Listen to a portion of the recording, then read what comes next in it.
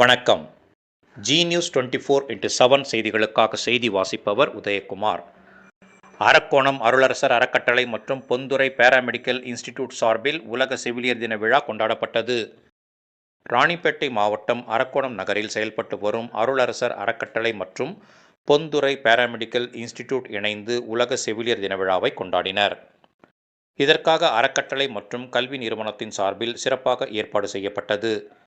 இந்நிகழ்ச்சிக்கு அறக்கட்டளையின் நிர்வாக அறங்காவலர் சசிகலா தலைமை தாங்கினார். அருளரசர் அறக்கட்டளை மற்றும் பொந்துறை பாராமெடிக்கல் இன்ஸ்டிடியூட்டை சேர்ந்த சங்கீதா அனைவரையும் வரவேற்றார். பொந்துறை பாராமெடிக்கல் இன்ஸ்டிடியூட்டை சேர்ந்த ஸ்டெல்லா அறிமுக உரையாற்றினார்.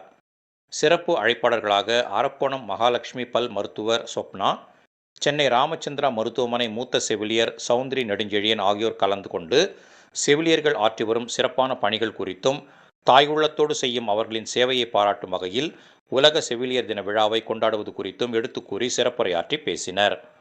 இதன் பின்னர் செவிலியர்களை கௌரவப்படுத்தும் நிகழ்ச்சி நடைபெற்றது.